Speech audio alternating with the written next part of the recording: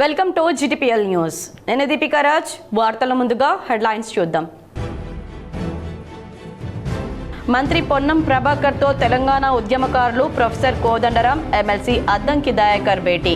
ఉద్యమకారులకు కాంగ్రెస్ ఇచ్చిన హామీల అమలుకై కమిటీకి సన్నాహాలు.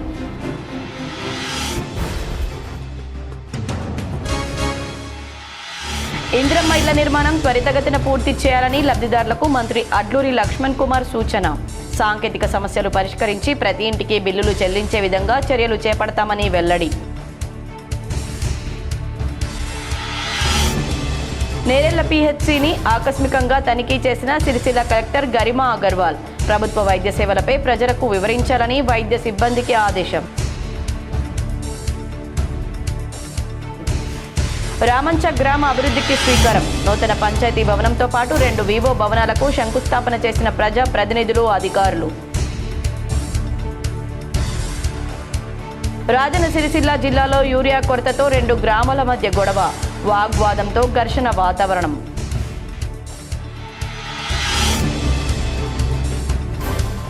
పారిశుద్ధ్య కార్మికులకు కనీస వేతనాలు అమలు చేయాలని వేములవాడలో పారిశుద్ధ్య కార్మికుల ఆందోళన. ప్రభుత్వ విప్ ఆది శ్రీనివాస్ ఇంటిని ముట్టడించేందుకు ప్రయత్నించడంతో అడ్డుకున్న పోలీసులు.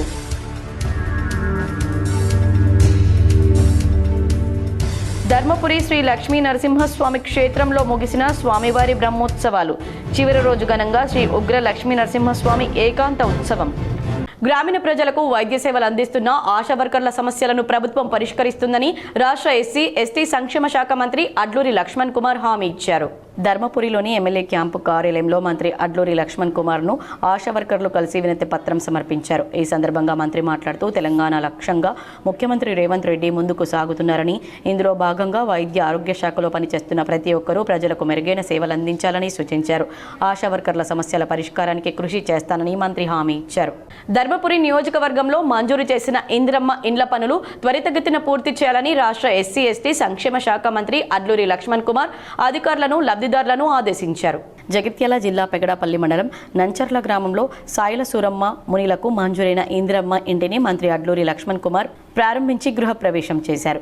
ధర్మపురి నియోజకవర్గంలో మొదటి విడతలో 3500 ఇందిరమ్మ ఇళ్లు మంజూరు చేయడం జరిగిందన్నారు. మంజూరు చేసిన ఇళ్ల నిర్మాణాలను త్వరితగతిన పూర్తి చేయాలని మంత్రి అధికారులను ఆదేశించారు. కొన్ని సాంకేతిక సమస్యలతో పలువురు లబ్ధిదారులకు ఇందిరమ్మ ఇల్లులు రావడం లేదని, సాంకేతిక సమస్యలు పరిష్కరించి అందరికీ బిల్లులను వచ్చే విధంగా చర్యలు తీసుకుంటున్నామని మంత్రి తెలిపారు. ఇందిరమ్మ ఇండ్ల బిల్లుల చెల్లింపులో మధ్యవర్తుల ప్రమేయం లేకుండా నేరుగా లబ్ధిదారుల బ్యాంకు ఖాతాలోనే డబ్బులు జమ చేస్తున్నట్లు మంత్రి తెలిపారు.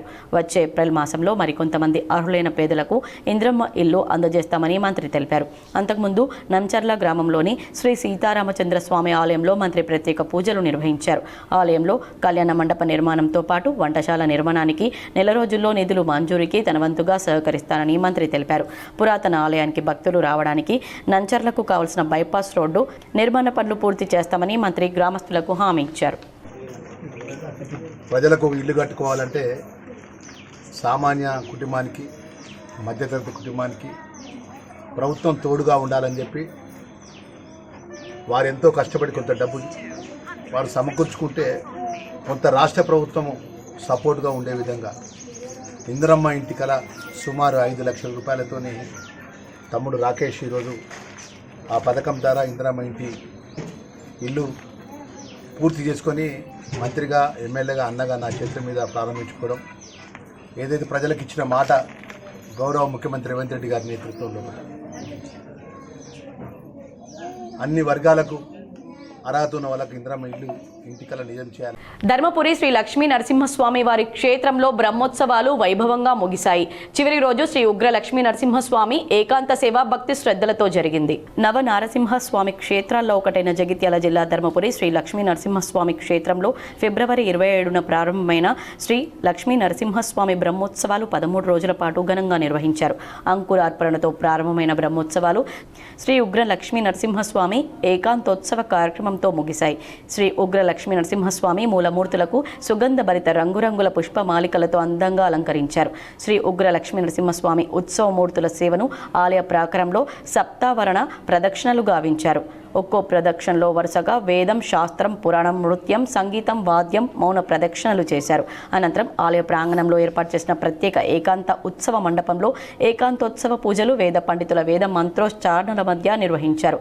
పూజా కార్యక్రమాల అనంతరం భక్తులకు ప్రసాదాలు అందజేశారు. ఏకాంతోత్సవ కార్యక్రమంలో భక్తులు వేలాదిగా పాల్గొన్నారు. రాజన్న సిరిసిల్ల జిల్లాలో కాలువ కోసం రైతన్నలు కన్నీటి పర్యంతమయ్యారు. రంగనాయక సాగర్ 11/6 కాలువను పూర్తి చేయాలని ప్రభుత్వాన్ని వేడుకున్నారు. నెల రోజులుగా ఇల్లంతకుంట మండలం పెద్దలింగాపూర్లో కాలువ సాధన దీక్ష చేస్తున్నారు. దీక్ష శిబిరాన్ని ఎమ్మెల్సీ తీన్మార్ మల్లన్న, మాజీ ఎమ్మెల్యే రసమై బాలకిషన్ సందర్శించి రైతులకు సంఘీభావం తెలిపారు. కాళేశ్వరం ప్యాకేజీ 11 కాలువ పనులు చివరి దశలో నిలిచిపోవడంతో 12 గ్రామాల రైతులకు సాగునీరందక పంట పొలాలు ఎండిపోతున్నాయని రైతులు ఆవేదనతో ఆందోళన వ్యక్తం చేశారు. కేవలం కిలోమీటర్ కాలువ పనులు పూర్తి చేస్తే ఇల్లంతకుంట, తంగళ్లపల్లి మండలాల్లోని 12 గ్రామాలకు సాగునీరు అందుతుందని తెలిపారు.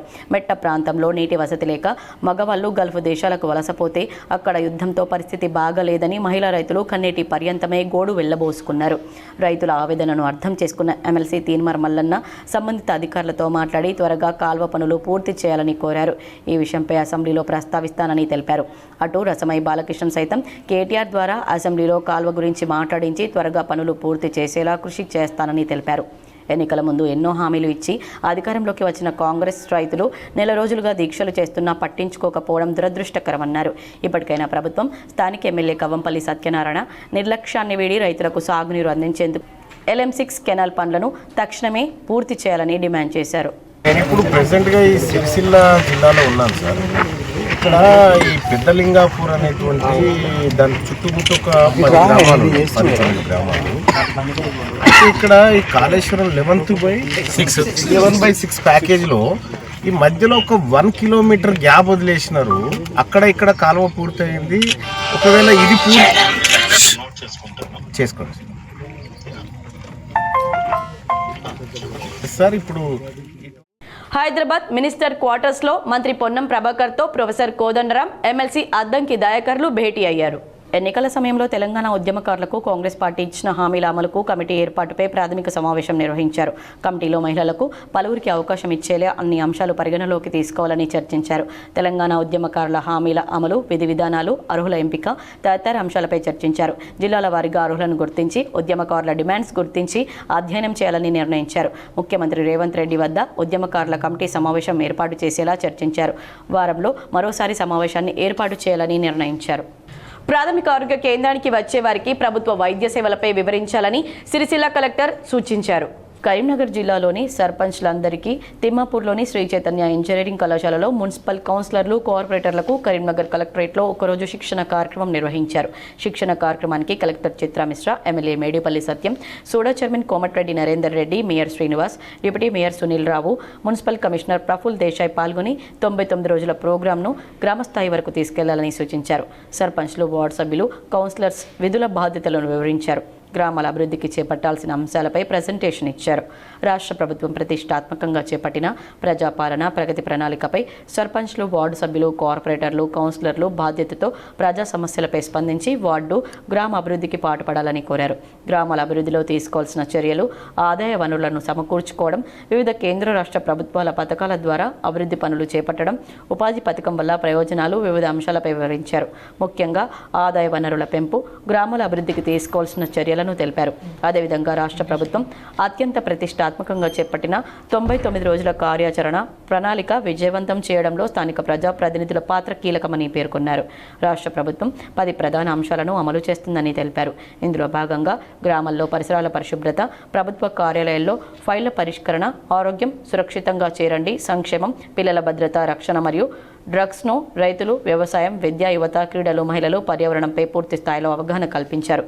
పంచాయతీరాజ్, గ్రామీణాభివృద్ధి, విద్య, వైద్యం, సంక్షేమం, వ్యవసాయం, ఇందిరమ్మ ఇళ్ల నిర్మాణం, మహిళా శిశు సంక్షేమ శాఖ బాధ్యతలు, ఇతర శాఖల్లో వినూత్న కార్యక్రమాలపై స్లైడ్స్, వీడియోలు, సమగ్ర సమాచారంతో శిక్షణ తరగతుల్లో అవగాహన పెంపొందించారు. ప్రజాపాలన ప్రగతి ప్రణాళిక కార్యక్రమంలో రాష్ట్రంలోనే కరీంనగర్ జిల్లా ముందంజలో నిలిచేలా సర్పంచ్లు, వార్డు సభ్యులు, కార్పొరేటర్లు, కౌన్సిలర్లకు అద్భుతంగా పనిచేయాలని సూచించారు. అన్ని శాఖల అధికారులు ఈ కార్యక్రమాన్ని అత్యంత ప్రతిష్టాత్మకంగా తీసుకోవాలని జిల్లా కలెక్టర్ పేర్కొన్నారు. ఇది ఒక మంచి కార్యక్రమం. అనుభవజ్ఞులైనటువంటి కార్పొరేటర్లు, కౌన్సిలర్లు ఉండవచ్చు. నూతనంగా ఎన్నికైన కార్పొరేటర్లు, కౌన్సిల్ అందరికీ కూడా మరి గత అనుభవంతో పాటు రాబోయే రోజుల్లో ఏ విధంగా ప్రజల మధ్యలో మనం సమస్యలు పరిష్కారం చేసుకుంటూ ఇంకొక వైపు అభివృద్ధిని ముందుకు తీసుకెళ్తూ నడిచేటువంటి క్రమంలో మనము కూడా ఒక అవగాహనతో ముందుకెళ్ళినట్టయితే ఒక ప్రణాళికాబద్ధంగా ఉంటుందనేటువంటి ఉద్దేశంతో మరి ప్రభుత్వం ఈ కార్యక్రమం తీసుకోవడం జరిగింది. కరీంనగర్ జిల్లా చిగురు పామిడి మండలం రామంచ అభివృద్ధికి పునాది రాయి పడింది. గ్రామ పంచాయతీ నూతన భవనంతో పాటు 2 వివో కార్యాలయాలకు సర్పంచ్ ఒంటెల కిషన్ రెడ్డి నేతృత్వంలో ప్రజాప్రతినిధులు, అధికారులు భూమి పూజ చేశారు. భూమి పూజ కార్యక్రమంలో హుస్నాబాద్ మార్కెట్ కమిటీ చైర్మన్ కంది తిరుపతి రెడ్డి, ఎంపీడీఓ విజయ్ కుమార్, మండల అధికారి కాజా మొయినుద్దీన్, ముది మాణిక్యం, సర్పంచ్ బోయిని రమేష్, బీఆర్ఎస్ నాయకులు కొత్త శ్రీనివాస్ రెడ్డి, ఏఏ నిరంజన్ రెడ్డి, ఉప సర్పంచ్ తిరుపతి రెడ్డి, గ్రామ కార్యదర్శి శ్రీలక్ష్మి, స్థానిక నాయకులు సంపత్ రెడ్డి, తిరుపతి, విజేందర్ రెడ్డి, సాగర్ రెడ్డి తదితరులు పాల్గొన్నారు. 20 లక్షల వ్యయంతో నిర్మించే నూతన పంచాయతీ భవనాన్ని ఏడాదిలోపు పూర్తి చేస్తామని సర్పంచ్ తెలిపారు. గ్రామంలో ప్రస్తుతం 2 వివో భవనాలకు శంకుస్థాపన చేశామని, 3వ భవనాన్ని అంటకాలపల్లెలో త్వరలో శంకుస్థాపన చేయడం జరుగుతుందని అన్నారు. ప్రైమరీ స్కూల్లో అదనంగా 2 గదులు, గ్రామ పంచాయతీ నుంచి నరసింహులపల్లి మీదుగా సీతారాంపూర్ వరకు రోడ్డు కోసం కృషి చేస్తున్నామని తెలిపారు. 2 పల్లెలు గ్రామానికి అనుకూలంగా ఉండేలా బడి వద్ద పంచాయతీ భవనం నిర్మించడం అభినందనీయమని గ్రామస్తులు అభిప్రాయపడ్డారు. రాజకీయాలకు అతీతంగా గ్రామ అభివృద్ధికి పాటుపడాలని మార్కెట్ కమిటీ చైర్మన్ కంది తిరుపతి రెడ్డి సూచించారు. రాజన్న సిరిసిల్ల జిల్లాలో యూరియా కొరత రైతుల మధ్య గొడవకు దారితీసింది. గూడెంలో ఘర్షణ వాతావరణం నెలకొంది. యూరియా కొరతను నియంత్రించేందుకు అధికారులు యాప్ ద్వారా యూరియా పంపిణీ చేస్తుండగా గంభీరావుపేటకు చెందిన రైతులు యాప్ ద్వారా ముస్తాబాద్ మండలం గూడెం సొసైటీ నుంచి యూరియా బుక్ చేసుకున్నారు. యాప్ ద్వారా బుక్ అయిన యూరియాను తీసుకెళ్లేందుకు గంభీరావుపేట రైతులు రాగా గూడెంకు చెందిన రైతులు తమ కాదని పక్క మండలానికి చెందిన రైతులకు ఎలా ఇస్తారంటూ ఆందోళనకు దిగారు. ఆటోలో గూడెం నుండి గంభీరావుపేటకు తరలించే క్రమంలో అడ్డుకున్నారు. యాప్లో బుక్ చేసుకున్నామని గంభీరావుపేట రైతులు తెలిపినప్పటికీ వినకపోవడంతో 2 గ్రామాల రైతుల మధ్య వాగ్వాదం చోటు చేసుకుంది. దీంతో ఒకరు సెల్లో వీడియో తీస్తుండగా చూసి సీఎంకు పంపుతావా అంటూ పరుష పదజాలంతో దూషించారు. 2 గ్రామాల రైతుల మధ్య వాగ్వాదం ఉద్రిక్తతకు దారితీయడంతో పోలీసులు అక్కడికి చేరుకుని సముదాయించడంతో ఆందోళన సద్దుమణిగింది. సిఐటియు పిలుపు మేరకు వేములవాడలో గ్రామ పంచాయతీ పారిశుద్ధ్య కార్మికులు ఆందోళనకు దిగారు. కనీస వేతనాలు అమలు చేయాలని, ఎన్నికల ముందు కాంగ్రెస్ ఇచ్చిన హామీలు నెరవేర్చాలని డిమాండ్ చేస్తూ సినారే కళామందిరం నుండి ఎమ్మెల్యే ఆది శ్రీనివాస్ ఇంటి వరకు ర్యాలీ నిర్వహించారు. ఎమ్మెల్యే ఇంటిని ముట్టడించేందుకు ప్రయత్నించగా పోలీసులు అడ్డుకున్నారు. ఈ సందర్భంగా సిఐటియు నాయకులు మాట్లాడుతూ రాష్ట్రంలో, దేశంలో ఏ ప్రభుత్వాలు వచ్చినా పంచాయతీ కార్మికుల సమస్యలు పరిష్కరించడం లేదని ఆందోళన వ్యక్తం చేశారు. కాంగ్రెస్ పార్టీ ప్రతిపక్షంలో ఉన్నప్పుడు కార్మికుల హక్కులను కాపాడతామని చెప్పి మాట తప్పారని విమర్శించారు. గ్రామ పంచాయతీ నూతన పాలకవర్గం కార్యదర్శులు ర్యాలీని అడ్డుకునే ప్రయత్నాలు చేశారని, ప్రజాప్రభుత్వమని చెప్పుకుంటున్న కాంగ్రెస్ పార్టీ కార్మికుల సమస్యలను సత్వరమే పరిష్కరించాలని డిమాండ్ చేశారు. లేనిచో ఆందోళన ఉధృతం చేస్తామని హెచ్చరించారు. మరి ఇలా ఏ ప్రభుత్వాలు చూసినా కార్మికుల విషయంలో దున్నపోతు మీద వాన కురిసినట్టే ఉన్నది తప్ప ఎక్కడ కూడా కార్మికుల విషయంలో కూడా స్పందించిన పరిస్థితి లేదు. మరి కాంగ్రెస్ ప్రభుత్వం ప్రతిపక్షంలో ఉన్నప్పుడు మేము అధికారంలోకి వస్తే పూర్తి స్థాయిలో కార్మికుల హక్కులను కాపాడుతామని చెప్పి, కనీస వేతనాలు అమలు చేస్తామని చెప్పి టీఆర్ఎస్ ప్రభుత్వం మీద పెద్ద ఎత్తున దాడి చేసిన సందర్భాలు మనం చూసినాం. మరి ఇప్పుడు 2 సంవత్సరాల అధికారంలోకి వచ్చి కూడా మరి కార్మికులు ఇప్పుడు అసెంబ్లీలో సమావేశాలు కూడా జరుగుతున్నా కూడా మరి కార్మికుల ఊస అనేది లేకపోవడం చాలా బాధాకరమైన విషయం. మరి ప్రభుత్వాలు చెప్పడంలో బాగుంది కానీ మరి కార్మికుల విషయంలో మాత్రం ఆచరణలో మాత్రం పూర్తిగా దున్నపోతు మీద వర్షం కురిసినట్టే ఉంది తప్ప కానీ మరి కార్మికులు కూడా. తెలంగాణ జాగృతి అధ్యక్షురాలు కల్వకుంట్ల కవిత ఇంటికి గురువారం సిబిఐ అధికారులు వచ్చారు. ఢిల్లీ మద్యం కుంభకోణం కేసులో హైకోర్టు నోటీసులు ఇవ్వడానికి ఆమె ఇంటికి అధికారులు చేరుకున్నారు. ఢిల్లీ లిక్కర్ స్కామ్ కేసును ఇటీవల ఢిల్లీలోని రౌస్ అవెన్యూ కోర్టు కొట్టివేసిన విషయం తెలిసిందే. ఆధారాలు లేవని చెప్పి ఈ కేసులో ఢిల్లీ మాజీ సీఎం అరవింద్ కేజ్రీవాల్, కల్వకుంట్ల కవిత సహా 23 మందిని నిర్దోషులుగా ప్రకటించింది. రౌస్ అవెన్యూ కోర్టు తీర్పుపై సిబిఐ ఢిల్లీ హైకోర్టును ఆశ్రయించింది. కోర్టు తమ వాదనలు పరిగణలోకి తీసుకొని తీసుకోలేదని పేర్కొంది. ఈ పిటిషన్ను విచారణకు స్వీకరించిన న్యాయస్థానం నిందితులకు నోటీసులు ఇచ్చింది. దీంతో వాటిని అందజేసేందుకు అధికారులు కవిత ఇంటికి వచ్చారు. దేశవ్యాప్తంగా ఢిల్లీ లిక్కర్ సంచలనం సృష్టించింది. ఈ కేసులో ఢిల్లీ మాజీ ముఖ్యమంత్రి అరవింద్ కేజ్రీవాల్, మాజీ మంత్రి మనీష్ సిసోడియా, కల్వకుంట్ల కవిత అరెస్ట్ అయ్యారు. ఈ క్రమంలో కోర్టు కేసు కొట్టివేయడంపై వారు హర్షం వ్యక్తం చేశారు. కేంద్ర ప్రభుత్వం కుట్రపూరితంగా తమపై కేసులు పెట్టి జైలు పాలు చేసిందని పేర్కొన్నారు. తాజాగా ఈ కేసును విచారిస్తున్న హైకోర్టు ఎలాంటి తీర్పు చెబుతోందన్న ఉత్కంఠ నెలకొంది. వార్తలు ముగించే ముందు హెడ్లైన్స్ మరోసారి. మంత్రి పొన్నం ప్రభాకర్తో తెలంగాణ ఉద్యమకారులు ప్రొఫెసర్ కోదండరాం, ఎమ్మెల్సీ అద్దంకి దయాకర్ భేటీ. ఉద్యమకారులకు కాంగ్రెస్ ఇచ్చిన హామీల అమలుకై కమిటీకి సన్నాహాలు.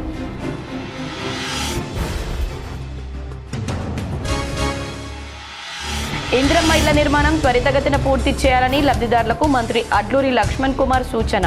సాంకేతిక సమస్యలు పరిష్కరించి ప్రతి ఇంటికి బిల్లులు చెల్లించే విధంగా చర్యలు చేపడతామని వెల్లడి. నేరెళ్ల పిహెచ్సిని ఆకస్మికంగా తనిఖీ చేసిన సిరిసిల్ల కలెక్టర్ గరిమా అగర్వాల్. ప్రభుత్వ వైద్య సేవలపై ప్రజలకు వివరించాలని వైద్య సిబ్బందికి ఆదేశం. రామంచ గ్రామ అభివృద్ధికి శ్రీకారం. నూతన పంచాయతీ భవనంతో పాటు 2 వివో భవనాలకు శంకుస్థాపన చేసిన ప్రజా ప్రతినిధులు, అధికారులు. రాజన్న సిరిసిల్ల జిల్లాలో యూరియా కొరతతో 2 గ్రామాల మధ్య గొడవ. వాగ్వాదంతో ఘర్షణ వాతావరణం.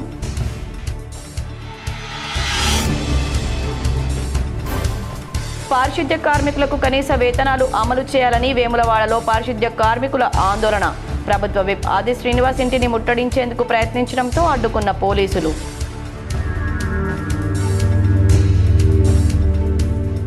ధర్మపురి శ్రీ లక్ష్మీ నరసింహస్వామి క్షేత్రంలో ముగిసిన స్వామివారి బ్రహ్మోత్సవాలు. చివరి రోజు ఘనంగా శ్రీ ఉగ్ర లక్ష్మీ నరసింహస్వామి ఏకాంత ఉత్సవం. ఈ వార్తలు ఇంతటితో సమాప్తం. తిరిగి ప్రసారమయ్యే వార్తల్లో మళ్ళీ కలుద్దాం. అంతవరకు చూస్తూనే ఉండండి మీ GTPL.